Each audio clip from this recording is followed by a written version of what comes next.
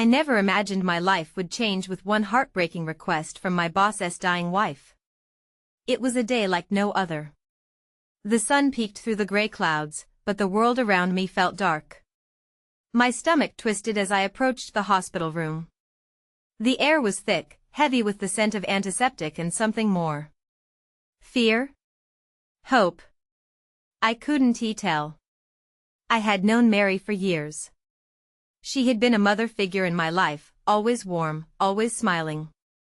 But now, her face was pale, drawn. Tubes snaked around her frail body, beeping monitors counting every precious heartbeat. I stood there, trembling slightly, heart pounding in my chest. What could I possibly say to her? When she looked at me, her blue eyes sparkled with a mix of pain and resolve. "Emily," she whispered, her voice raspy like sandpaper. "I have a request." My breath hitched. A request from a woman who was fading away, as if the very essence of her life was siphoning out with each shallow breath. As she spoke, every syllable felt like a weight pressing down on my soul. She wanted me to take care of her husband, my boss, when she was gone. My mind raced, a chaotic storm of confusion and dread. Mark? A man known for his fiery temper and sharp tongue? Would I really do that? Tears welled up in my eyes. I couldn't imagine life without her, without the light she brought into our dull office world. The texture of her request hung in the air, thick and suffocating. A mix of love and loss. My heart ached for her, for the future that seemed so bleak now. Suddenly, she leaned closer, her voice dropping to a conspiratorial whisper. "There's something you need to know about him. You don't know everything." My heart raced. "What do you mean?" I asked, the tremor in my voice betraying my calm facade. The words came out in a rush, urgent and desperate. She spoke of hidden secrets, buried beneath layers of charm and wit. I felt chills run down my spine. Was I ready to uncover the truth about the man I worked for? The man I had viewed through a lens of admiration? In that moment, the room fell silent, as if the universe paused to let the weight of her words settle in. My chest tightened, fear and curiosity colliding violently. I wanted to cry, to scream, to run away. But I had to listen. There was so much more at stake than I had ever realized, and then, just as quickly as she had revealed the first piece of the puzzle, the beeping machines around her began to quicken. My heart shattered as Mary's breathing grew more uneven. Her grip on my hand tightened like a vice. I felt her pain, a reflection of my own. As the door swung open and nurses rushed in, I was left standing, lost in a whirlwind of emotions. What had she meant? What secrets lay in wait, ready to change my world forever? I looked back at Mary, her eyes pleading. Would I have the strength to uncover the truth? Hey, before we continue with this amazing story, I need to give you an important heads up. Many subscribers have reported that YouTube unsubscribed them without warning. Take a quick second to check the red button below to make sure you're still subscribed to the channel. I'd hate for you to miss any of the exclusive content coming soon. And while you're there, smash that like button, it really helps me out with the algorithm. Oh, and tell me in the comments, which city are you watching from? I love getting to know every amazing person who's part of this community. Your participation makes all the difference. Let's connect. The fluorescent lights buzzed overhead as I stepped out of the hospital room, my mind still reeling from the encounter. Mary's words echoed in my ears like a haunting melody, pulling at the strings of my heart. I leaned against the cold wall of the corridor, trying to catch my breath as the weight of her request settled in my chest like a stone. Take care of Mark. I shook my head, a futile gesture against the tide of emotions threatening to drown me. My phone buzzed in my pocket, a stark reminder of the world outside this sterile bubble.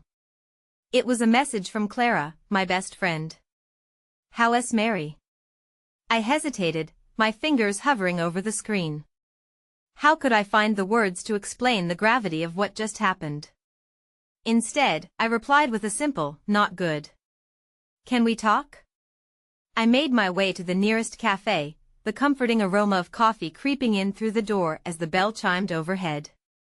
The chatter of patrons and the warm glow of the shop felt like a distant memory compared to the despair lingering in the hospital. I ordered a cup of black coffee, the heat radiating from the mug a stark contrast to the chill in my bones. When Clara arrived, there was a flicker of joy as she waved, oblivious to the storm brewing inside me. We sat at a small corner table, and the moment she asked how I was, the dam broke. I spilled everything: the request, the secrets, the looming absence of Mary, and watched as Clara's expression morphed from concern to shock. "Emily, are you serious?" she murmured, her voice barely above a whisper. "You can't take care of him alone. He's difficult." I took a steadying breath, gripping my mug. "I know. But she trusted me. I can't let her down now." The fierceness of my words took me by surprise. Was I really willing to put myself in the line of fire for a man I barely knew? Yet the thought of Mary's pleading eyes drove me forward, lighting a fire within. Clara reached over, her hand over mine. "You have to promise to take care of yourself. This could turn into a mess, and you'll need support."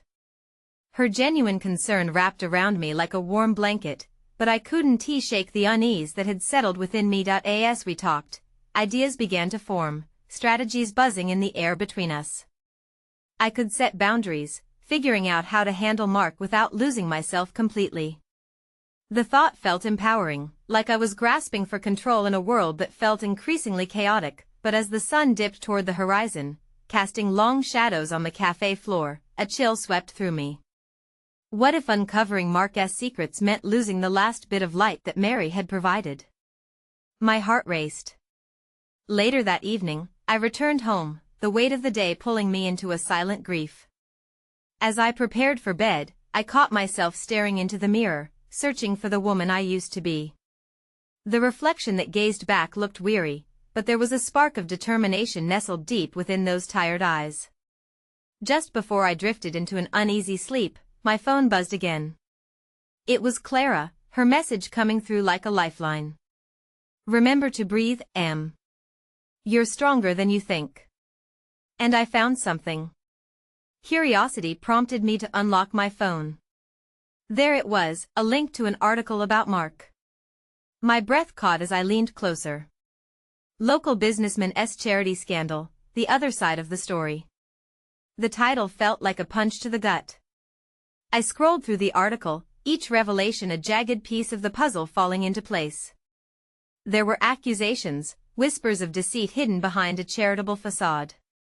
My heart raced at the implications. Was this what Mary had meant? What other truths lay buried beneath the surface? Just as I was about to process what this meant for me, my phone buzzed once more. An unknown number flashed on the screen, a call from Mark. My heart raced as I hesitated, a flood of conflicting emotions threatening to overspill. Should I answer? What could he possibly want? With a trembling hand, I tapped the answer button, my heart pounding a steady rhythm of fear and curiosity. "Hello?" I murmured, unsure of where this night would take me. The silence that followed felt eternal, the weight of unspoken words hanging precariously in the air. And then, a voice broke through the stillness, deep and steady. "Emily, we need to talk." The chill of his words sent a shiver down my spine, and in that moment, I knew I was falling deeper into a web I couldn't untangle. The flickering fluorescent lights cast a sterile glow around me as I stood there, my heart thrumming anxiously. Mark's voice reverberated through my mind, a cold stranger interwoven with the memories of Mary's warmth. "We need to talk." The words felt heavy, they lingered like specters in my heart, beckoning me toward a darkness that seemed insurmountable. Taking a steadying breath, I glanced at the cafe, its vibrant hum now a distant echo, swallowed by the weight of the reality I had just plunged into. I pushed myself to step outside, letting the crisp air fill my lungs while my mind spun. As I walked through the quiet streets, shadows stretching long behind me, the weight of my decision bore down. What did I truly know about Mark? The article Clara had sent me hung like a storm cloud over my thoughts. Could I really venture into this chaos alone? The sun dipped below the horizon, and I felt the chill of twilight creep into my bones as I struck out toward a small park I often visited. It was a place where childhood laughter mingled with the rustling of leaves, a sanctuary of solace during storms. But as I entered, the park felt different.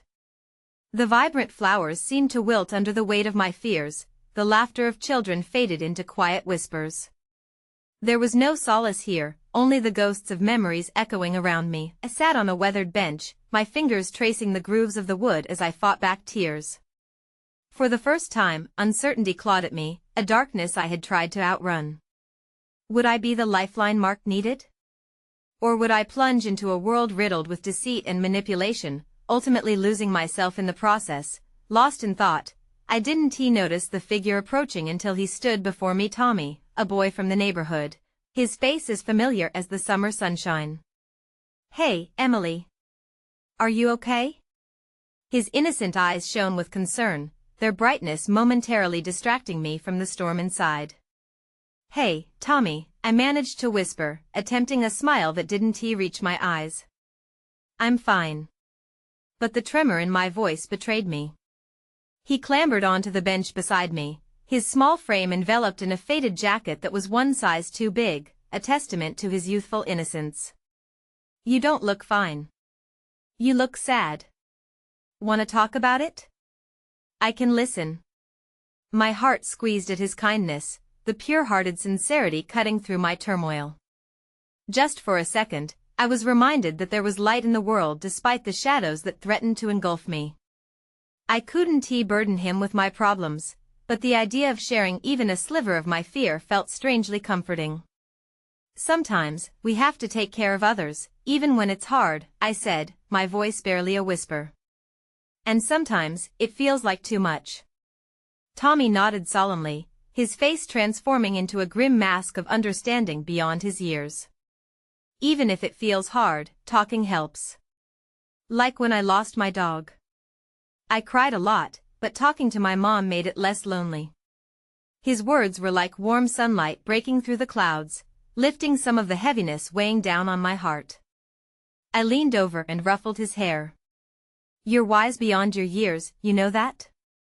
Just then, my phone buzzed again, jarring me from this fragile moment of grace. It was another message from Clara. "I'm worried about you, Em. Please be careful. I can help you." My fingers hovered above the screen, the impulse to reach out clashing with my need to remain independent. Would I allow myself to lean on my friends during this tumultuous time? Or was asking for help a sign of weakness? Mark's call from earlier loomed above me, a reminder I could not escape. I felt tethered to him by the weight of Mary's trust. "I'll talk to you soon," I murmured to Tommy, mustering a deliberate smile. The tranquility the park afforded felt like a fleeting eddy in a turbulent river. I would need every ounce of strength for the storm ahead. As night enveloped the park, I made my way back home, each step filled with uncertainty about the conversation I would have with Mark. The shadows of doubt continued to stretch behind me, and I shivered at the thought of his intentions. Just before I reached my front door, my phone buzzed once again, this time with an unfamiliar notification. Unknown sender, video message. My stomach tightened as I pressed play, a flicker of apprehension growing within me. The screen lit up with Mark's face, stark and raw, his expression tinged with something hauntingly desperate. "Emily, I'm in trouble. They're watching me. I need your help." The urgency in his voice sent a chill through me, and my heart raced as the weight of his revelation crashed down. Was this the real reason for our conversation? Fear rooted me to the spot as the walls of my emotional fortress began to crumble despite the small glimmers of hope I had found earlier. There was no turning back now. I was teetering on the edge of a path lined with shadows and secrets, and all I could do was hold my breath as I prepared to unravel the intricacies of a world far darker than I had ever imagined. I couldn't shake the image of Mark's desperate face from my mind. As I lay in bed that night, the shadows of my room seemed larger, twisting into nightmarish shapes that seemed to resonate with the turmoil within me. Every creak of the house felt like a reminder of my decision, even the sheets tangled around me whispered caution. I should have known better than to get involved in something so murky, but his plea carved a deep resonance in me that I couldn't ignore. The night wore on, and sleep eluded me. The clock ticked like a metronome, too steady and too loud, counting down to a confrontation I dreaded. I replayed Clara's texts in my mind, each one a lifeline thrown into the ocean of uncertainty. Part of me craved the comfort of her concern, the safety net of friendship, yet the other part kept reminding me that reaching out would mean admitting vulnerability, something I had always found hard to embrace. Morning broke with a grayness that felt reflective of my spirit. Deciding I couldn't put off the inevitable, I slipped into the shower, letting the water wash over me as I let my thoughts drift. As I heard the neighbors' children shriek with laughter outside, a storm of emotions rumbled within me. Would reaching out be a betrayal of Mary's trust? I pictured her calm, encouraging smile, the warmth of her hand on my arm as she subtly nudged me towards openness in the brittle silence of that hospital room. Dressed and ready, I reluctantly reached for my phone again, hovering over Clara's name before tearing myself away. I could do this on my own, this was my battle.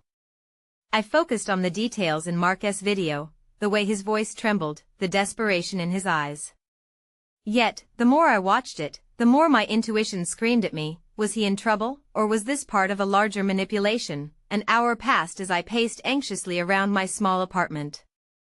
The city felt uncharacteristically quiet, devoid of its usual hum, a parallel to the disquiet that nested in my heart.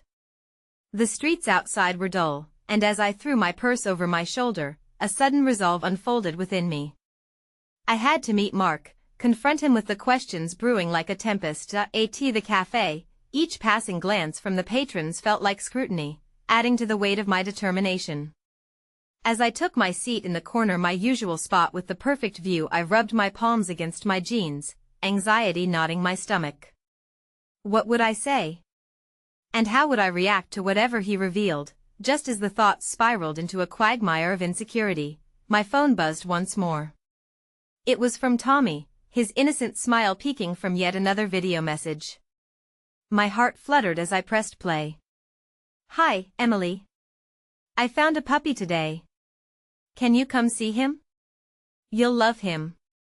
His excitement radiated through the screen, a shimmering thread of hope and brightness cutting through the haze of my worries. Despite the gnawing dread that still held me, the laughter escaping my lips felt almost wrongful joy amidst turmoil. I could always count on Tommy to share rays of light, but the happiness didn't last long as the door swung open, flipping my attention sharply. Mark stepped in, his face drawn and weary, a stark contrast to the vibrant cafe scene around us. The moment I saw him, the smile faded from my lips.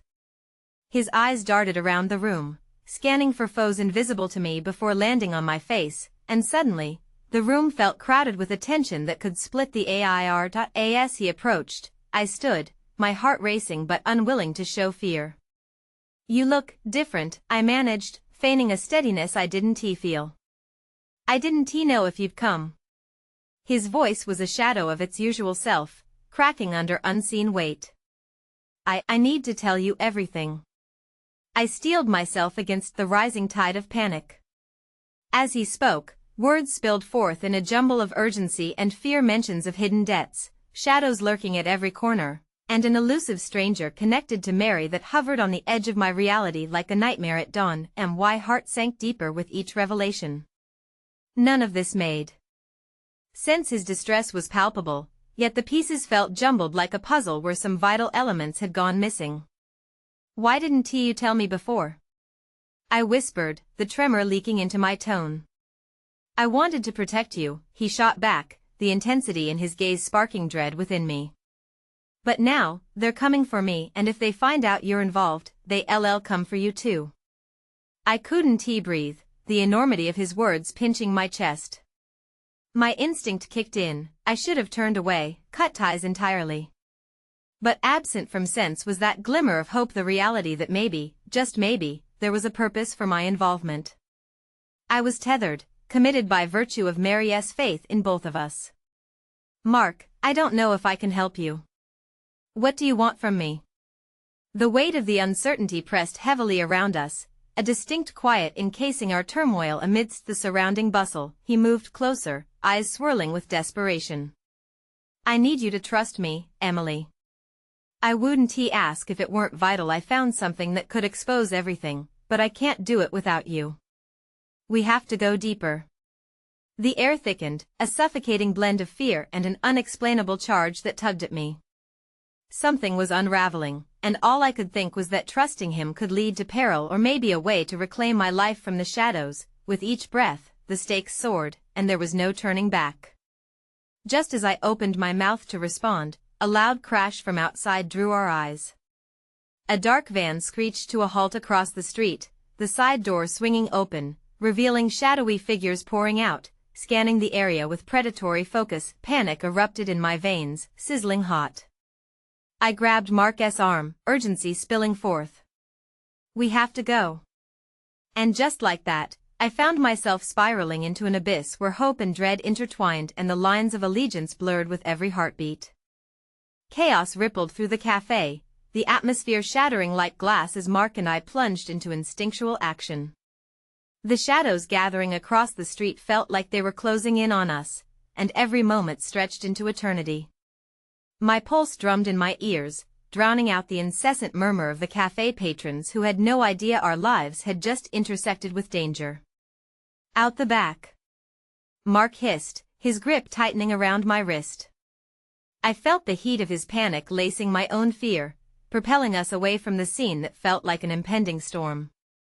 We dashed through the narrow kitchen, the clatter of pots and the sizzling sound from the grill almost surreal, a heartbeat away from the chaos brewing outside. A burst of adrenaline surged through me when we stumbled into the alleyway.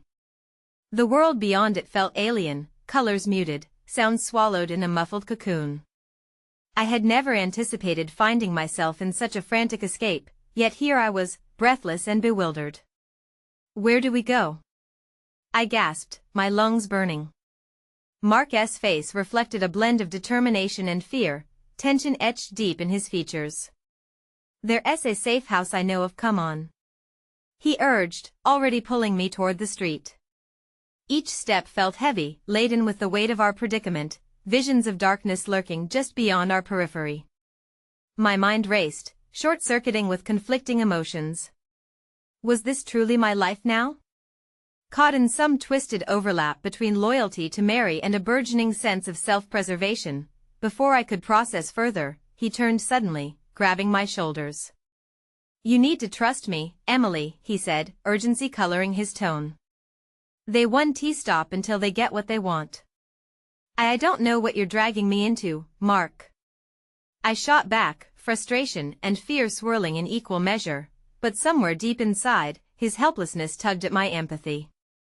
He was scared his vulnerability mirrored my own, reeling from our conversation at the cafe. I recalled Clara's words. It was as if she'd warned me of this moment all along, of the delicate balance of trust and fear intertwining like vines constricting a tree.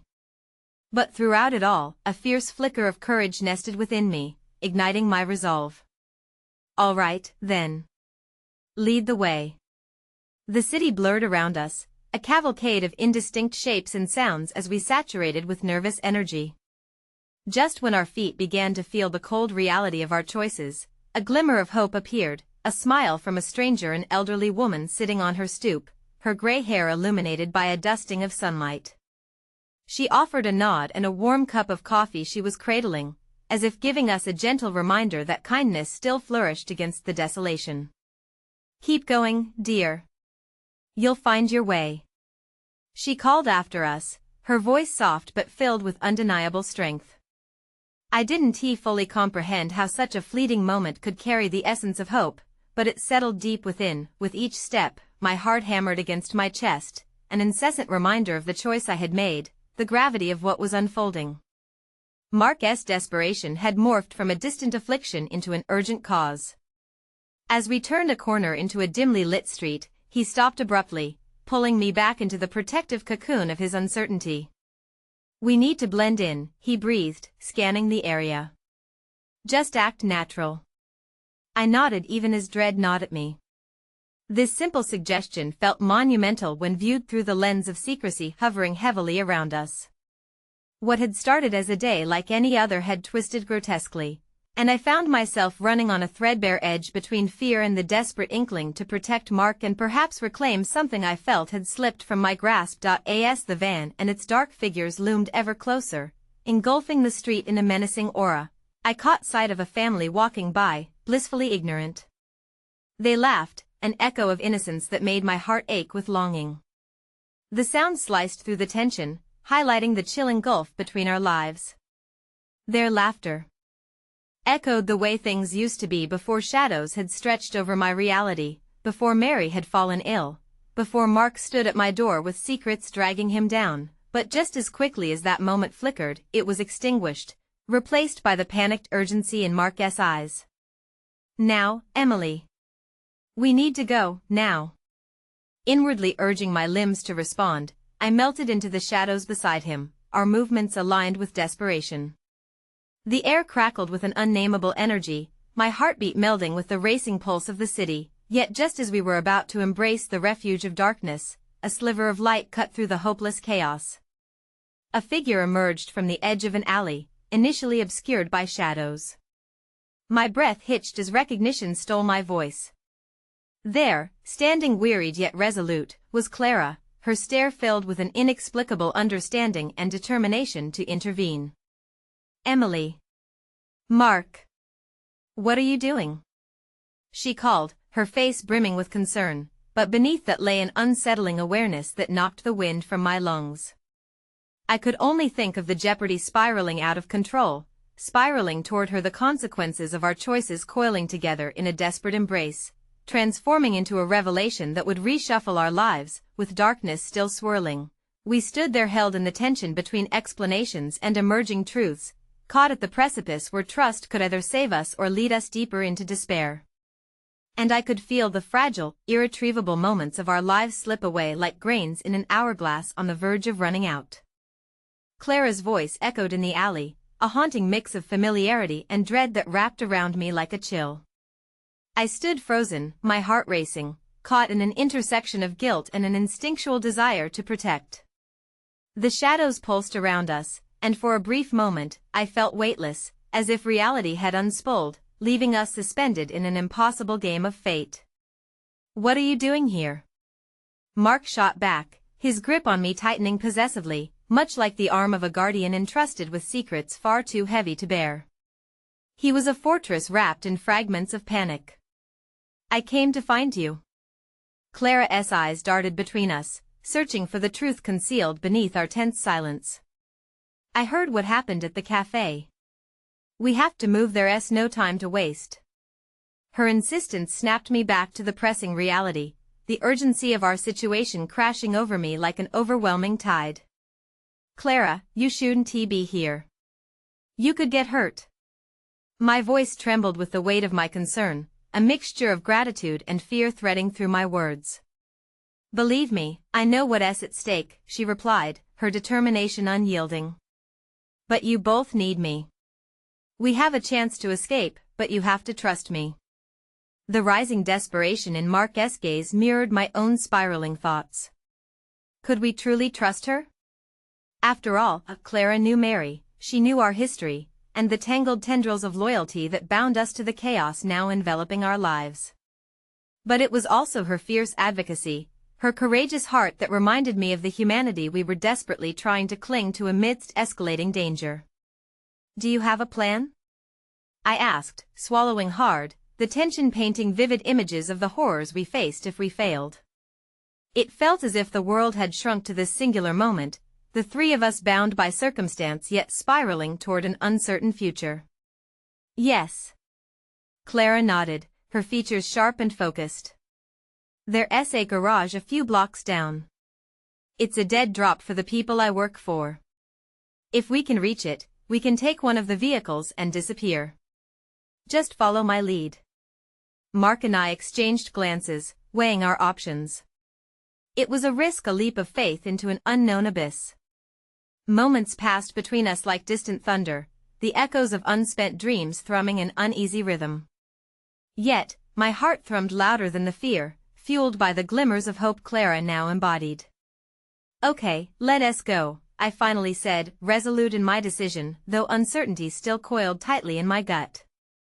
As we moved toward the street, stealthily weaving through the labyrinth of shadows, I could feel the weight of our choices settling heavily upon my shoulders. With Clara leading us, we navigated the streets, her unyielding spirit acting as our beacon. I found comfort in the silent understanding that surged between Mark and me, which flowed like an undercurrent, threading us closer together in this storm of upheaval.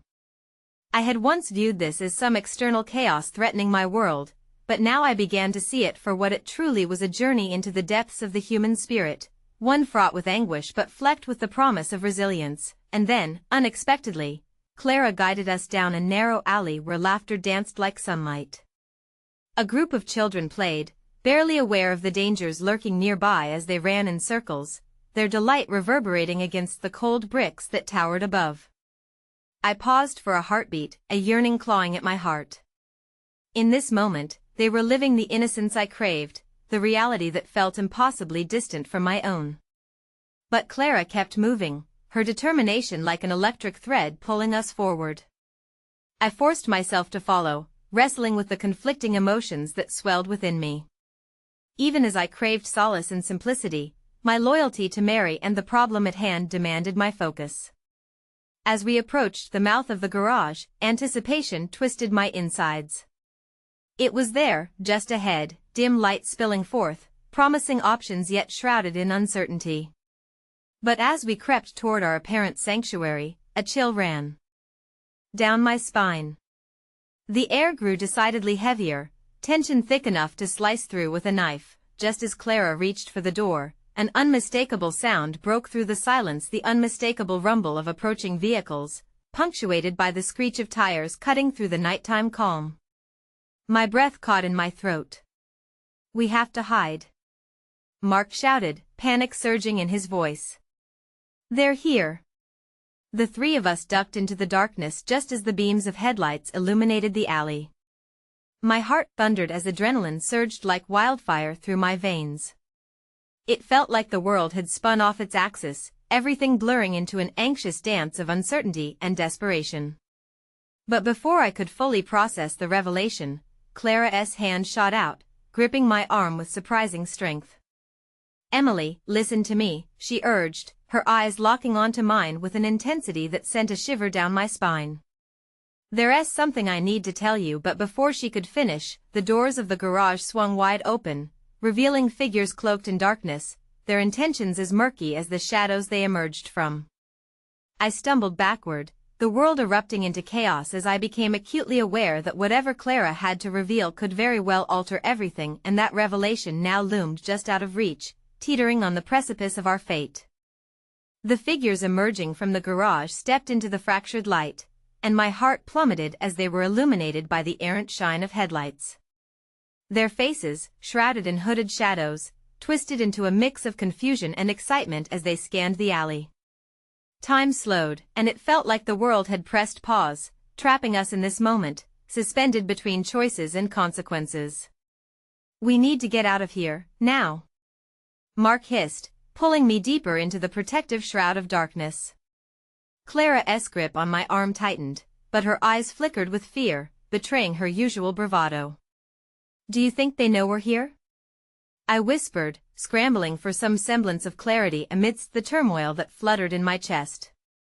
"I don't know, but we can't take that chance," she replied, her voice a fierce whisper laced with urgency. "Stay quiet, and follow me." We pulled back deeper into the shadows. The alley felt like it was shrinking around us, a tight squeeze of silence that heightened my awareness of every breath and whispered word. I could hear the muted shouts from the figures, their tones rising in a mix of annoyance and expectation. Fear twisted through my body like a vine wrapping around its prey. Then, as if the universe was conspiring against us, one of the hooded figures turned, scanning the alley with an unsettling intensity. My breath quickened, the weight of Clara's revelation still hanging in the air, unfinished and aching. What had she wanted to tell me? Was it something that could change everything again? Suddenly, a flicker of hope cut through the cloud of despair. One of the children from the earlier laughter burst into the alley, a bright red balloon trailing behind him. He was oblivious to the shadows that loomed, chasing the laughter that danced in his mind. The figures froze for a heart-stopping moment, their attention drawn to the child, allowing a whisper of chance to slip through our tightly wound crisis. "Clara, we can't just leave him." My heart ached at the sight of innocence untainted by our chaos. "He's going to get hurt." "Emily, focus." Clara's voice snapped me back. "We have to go." But the urge to protect, to shield that child from the darkness encroaching was overwhelming. It was the flicker of hope, a reminder of everything we were fighting for, the chance at a life unmarred by the shadows we had stumbled into. Guilt clawed at my insides, dizzying alongside my fear. "Look." One of the figures pointed at the child, a grin breaking across his masked face, recognizing an opportunity to extract information. "There's someone." "No." I shouted, my protective instincts surging forward as I moved to step into the light, but Clara caught me just in time. "Think, Emily." "You can't," she hissed, desperation flooding her tone. "We can't save everyone right now."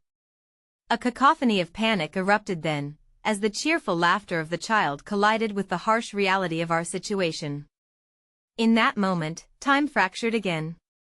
Clara pulled me back into the shadows, her determination pushing us forward even as every part of my being yearned to reach for the child. Then, out of nowhere, a small miracle bloomed.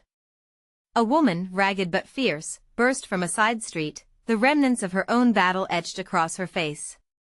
She scooped the child up in her arms, spinning him away as she shouted, "Run! Get to safety!"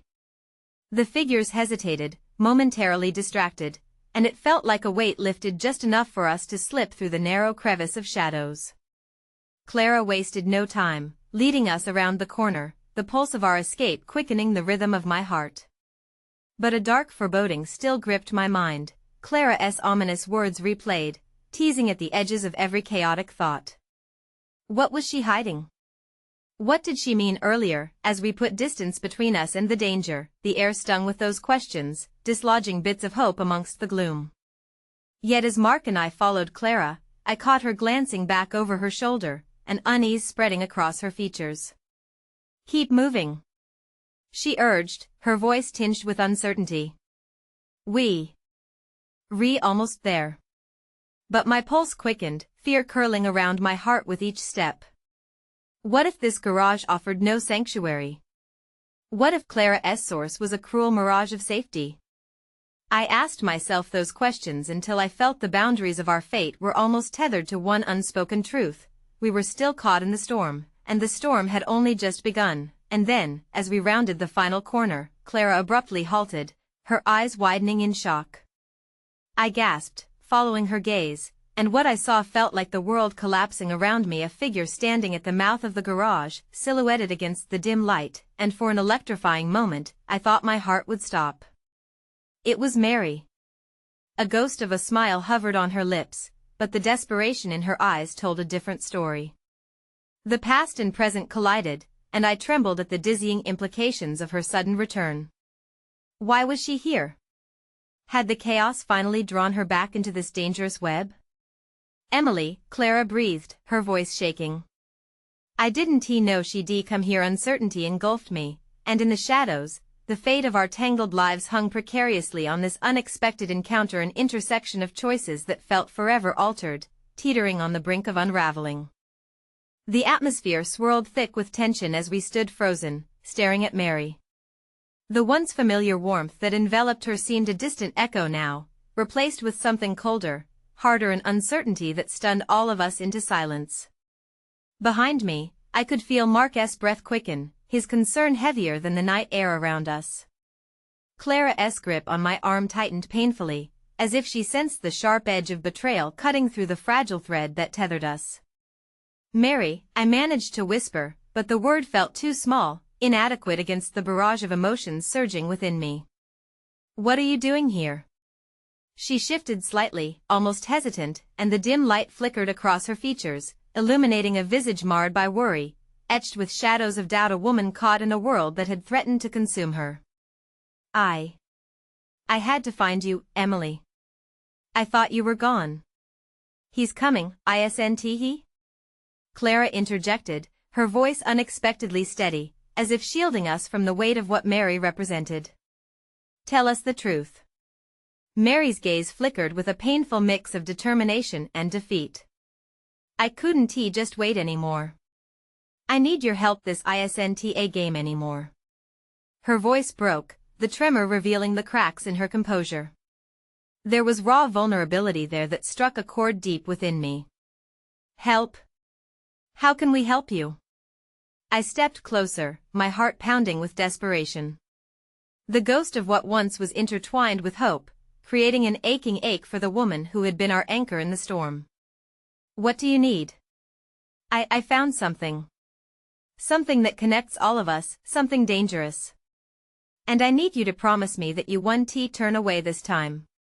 The intensity in her eyes swirled with the gravity of her request, demanding accountability for the decisions we make together going forward, but swirling alongside my urgent need to protect the past was my fear for the present. Grasping her hands to comfort her felt like an unnecessary risk, a painful reminder that everything had changed. Mary, we don't have time for whatever happened before. The danger is still out there, I know. She shot back, her voice sharp enough to silence the doubts swirling in my head. But if we don't confront it together, we might lose everything. I didn't come back for this, but that changed the moment I got that call, the moment I started to understand what was really at play. Mark stepped closer, his brow furrowed in thought. What call? What do you mean?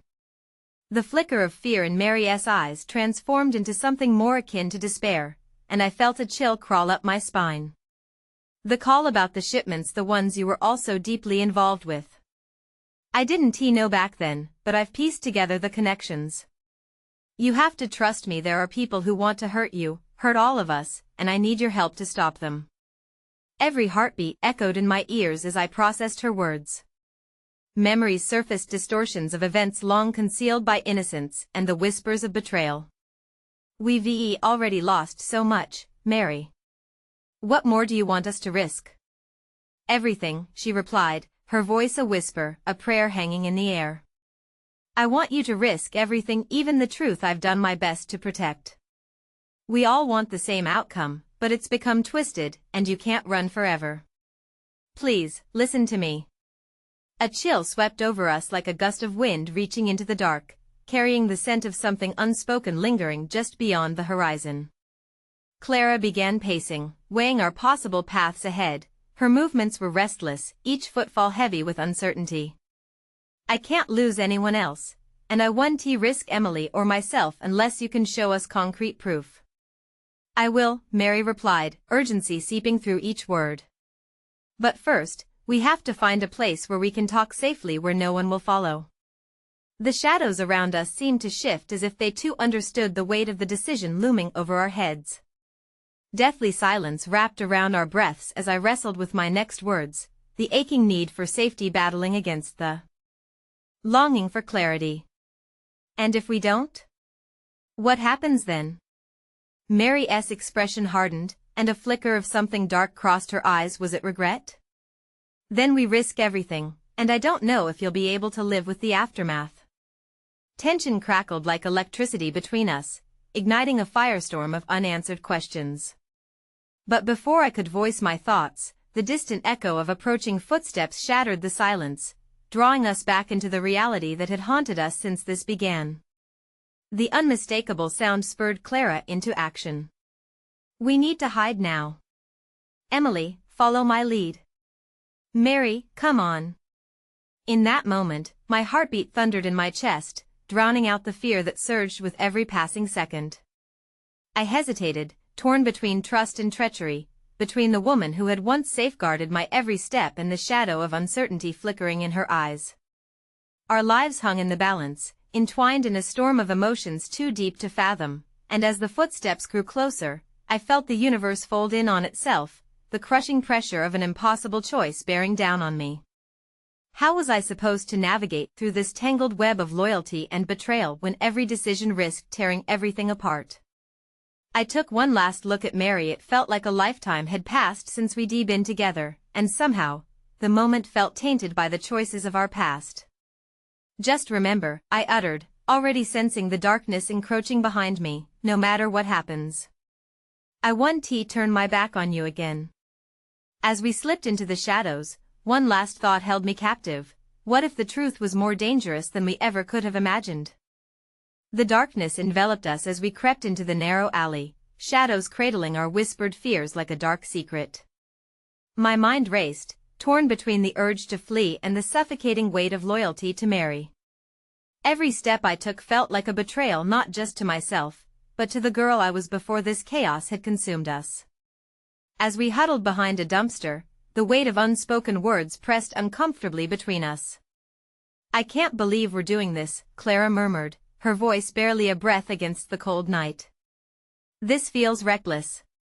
"It is," I whispered back, forcing my gaze from the darkness and onto Mary's face, searching for something, anything to anchor myself. But her eyes reflected a whirlwind of emotions, a tempest of doubt and desperate hope. "But maybe it's our only option right now." Mark's face was a mask of contemplation, glancing down the alley as the footsteps gradually receded into silence. "What if she's wrong? What if this is just a trap?" "That's a chance we'll have to take," I said, more to convince myself than him. The prospect of turning back to the monotony of a life unstirred felt more unbearable than the fear of whatever danger lurked ahead. As if sensing my inner turmoil, Mary stepped closer, the warmth of her presence reminding me of who she once was. "I know this is hard," she said, her voice steady amidst the chaos. "But every moment we waste is a risk. If we can just get to the safe house, the mere thought of it was tinged with dread. What awaited us there? What secrets would unravel once we stepped inside?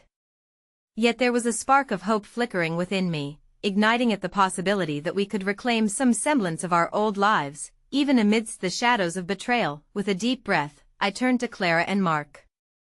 "We either move forward or we let this consume us. And I refuse to let fear dictate my choices any longer." Clara's eyes widened, and for a moment, the icy dread in her expression thawed. "You're right. Let us get moving then." Just as we began to slip from our hiding place, the ground trembled beneath us. A low rumble filled the air, vibrating with an intensity that sent us all scrambling for cover yet again.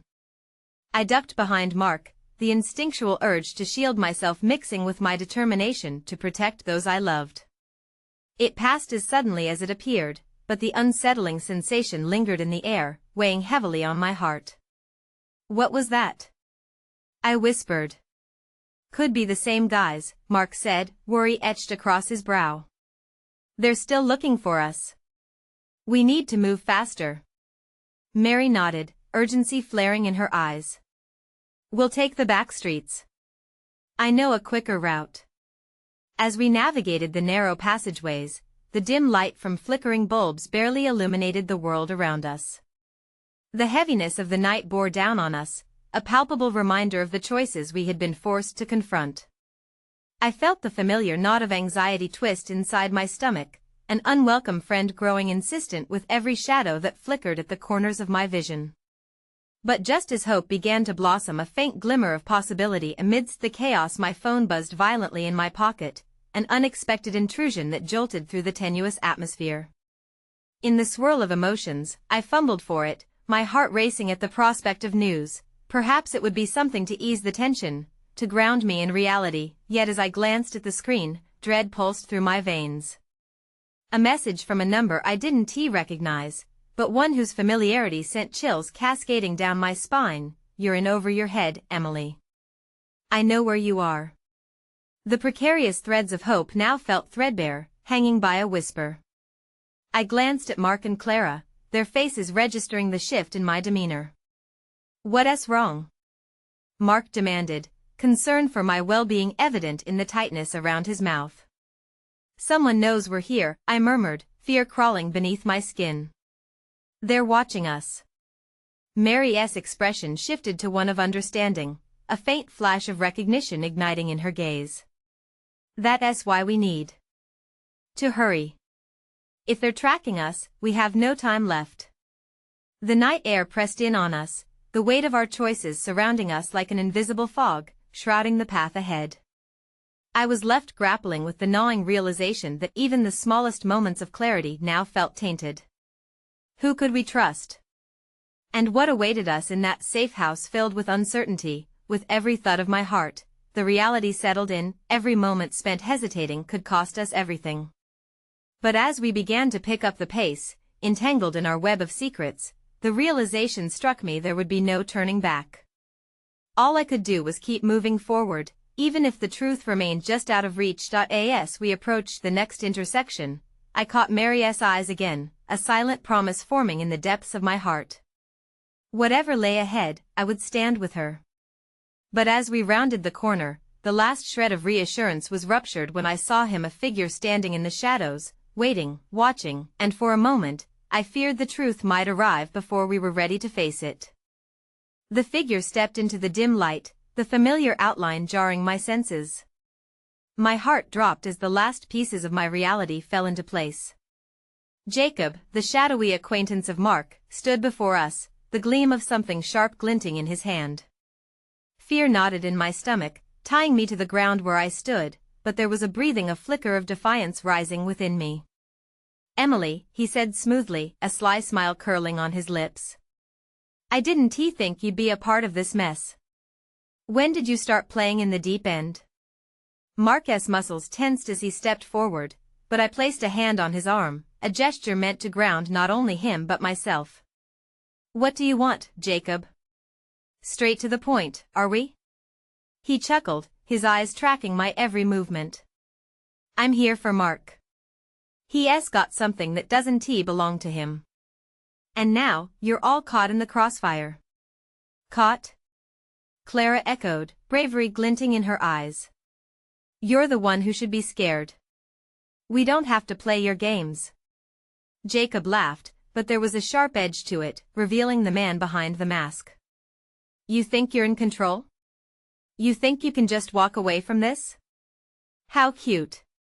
I could feel the urgency of the moment tightening around us, like the noose of anxiety lingering threateningly close. Somehow, I had stumbled into a space where the line between friend and foe blurred beyond recognition. "This isn't just about you, Jacob," I said, my voice shaky but laced with resolve. I was tired of being in motion merely to survive. It was time to confront the truth. "This is about Mary, about all of us. Do you know what you're gambling with?" Jacob's gaze shifted toward Mary, interest peaked. "Ah, the dying woman's wishes. How sweet. Does she even know what she's involved in?" "Enough," Mark erupted, his voice a thunderclap shattering the fragile silence surrounding us. "You don't get to use her like that." But Jacob's smile only widened, a predator sensing weakness. "Oh? You still think you're the one holding the cards? Let me remind you, this is my game. You know how everything works. The past doesn't disappear just because you want it to." A darkness swelled around us, each heartbeat echoing like a crash of waves against an indifferent shore. But within me, hope roared, it seeped through every crack and fissure, filling the voids that had felt insurmountable. "And maybe it's time for us to rewrite the rules," I shouted, surprise blooming even as the words flowed out, time suspended as Jacob's expression shifted, the surprise momentarily masking the menace he had cloaked himself in. "Rewrite the rules?" "Yes." I took a step forward, emboldened by my own declaration. "You can't control our lives. We're not afraid of you." The ground shook beneath me as a roar from the street filled the air. In the disoriented moment that followed, I felt the faintest stir of a plan igniting within my mind. Clara, Mark, and Mary, our destinies were tangled, but we could still emerge from the darkness with strength and unity. Had to make a stand, confronting the specters of betrayal and fear through action rather than retreat. As if reading my thoughts, Clara stepped forward, her voice steady. "We're done letting you play us against each other, Jacob. Come at us, and you'll find a force to be reckoned with." "Such fire," he remarked, slight amusement lacing his tone, but anger simmered just below the surface. "It'll be fun extinguishing it." And just like that, the moment hung suspended, an inevitable storm brewing, filled with unspoken truths and raw potential. I felt Mary's hand clasp mine, a tether forged in trust through shared hearts. It was an unbreakable bond anchoring us to hope, binding us against the chaos overshadowing our futures. In that charged silence, I pushed back against the mounting dread. The truth Mary had alluded to whispered to me like an echo, reminding me what we faced was not merely a monster lurking in the shadows but a chance for reclamation, a fight for lives still flickering amidst the darkness. I one T turned back, I breathed, the sentiment swelling in my heart, and I expect the same from you all. With a shared look, a thread binding our fates, I felt a swell of determination. Together, we would forge ahead through the darkness, overturning the tides of uncertainty, and then it happened, everything erupted at once. As Jacob lunged forward, a figure appeared from behind him, a flicker of light amid the chaos, and the scream of sirens echoed through the streets, drowning out the shadows of doubt. The elements twisted around us, the stakes growing ever higher. It was a moment that would capsize all we thought we knew. But I held on to Mary's hand tighter, the bond between us radiating warmth, even as we stood poised on the brink of an unfathomable battle. "Put your hands up. Police!" A commanding voice rang out, and chaos swirled around us like a tempest, dislocating the fabric of betrayal as truth began unraveling. As the blue and red lights pulsed overhead, illuminating the garish shadows lurking in the alley, I felt the chains of uncertainty begin to break apart. We were not merely victims of circumstance, we were resilient souls emerging from the ash. "All of us," I stated, firm in my resolve. "We'll face whatever comes next together." In that moment, bursting with the heat of adrenaline and the grip of hope, I sensed the power of our journey converging into something profound, something transformative. As the figure of Jacob receded into the haze, I knew this was a chapter closed, not the end of our story, but a rebirth, a collision of past traumas sculpting our future, lit by the flames of our shared truths. As the glares of the police lights painted our uncertain figures against the brick wall, I squeezed Mary's hand tightly, determination igniting in our eyes. Together, we would walk through the shards of what we once were, emerging renewed from the darkness, humming with the fragile brilliance of an unbreakable bond. And finally, in that fleeting moment of clarity and resolve, I found my voice among the chaos. "We're not going anywhere.